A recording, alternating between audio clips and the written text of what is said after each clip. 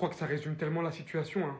Au revoir. Ils vont jamais gagner de trophée. Liverpool, ils songeraient peut-être à un moment donné de leur proposer une prolongation. Parce qu'entre ce monsieur qui donne une continuité à son parcours Ballon d'Or cette saison, encore buteur sur penalty, mais également passeur pour Gakpo d'une passe.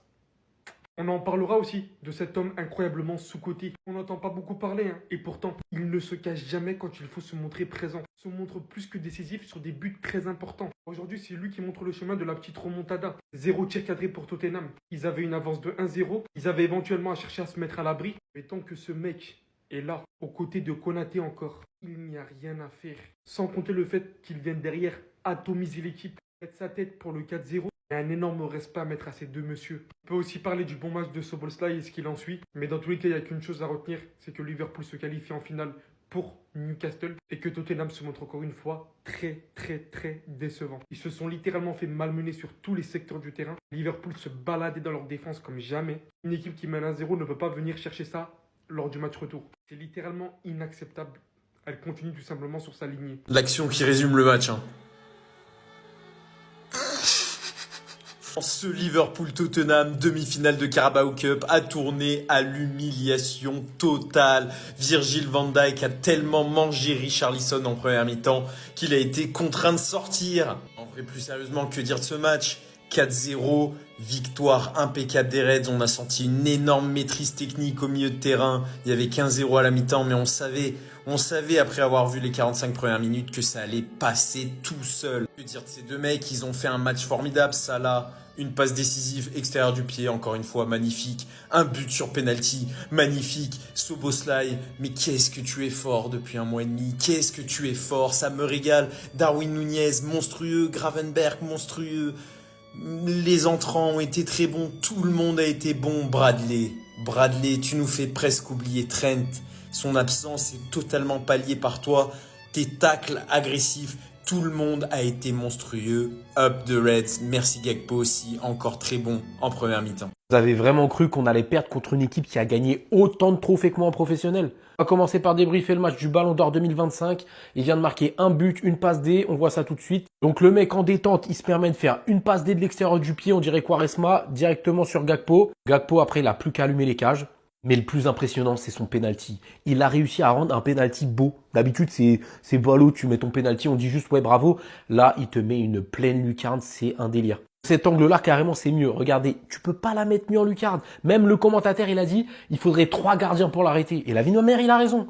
Pour finir en détente, Szoboszlai, il se fait plaisir, il met son petit but. Van Dijk, pareil, un petit but de la tête. Et c'est bon, on est en finale. On est en finale contre Newcastle, ça fait plaisir. Mais plus sérieusement, donnez-lui son ballon d'or, c'est bon. Ne me parlez pas de Rafinha, Mbappé qui revient, Yamal, Lewandowski, même Dembélé, ça y est, il met 3 buts. Tout le monde s'excite. C'est bon, c'est lui qui a le ballon d'or cette année. Cherchez pas. Buteur, passe D. Depuis le début de la saison. Donnez-lui. Tiens la qualif.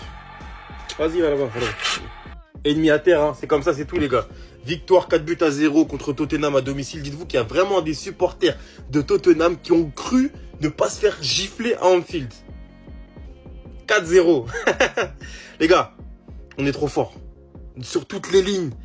Ça part de Keller, Robertson qui revient à un bon niveau, Bradley, t'auras ta vidéo spéciale toi.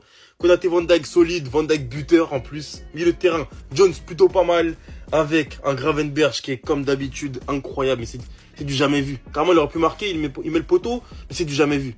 Alors devant par contre, Szoboszlai d'ailleurs, qui est un peu irrégulier, aujourd'hui top, buteur aussi, mais devant, je pense que c'est la triplette qui est de titulaire.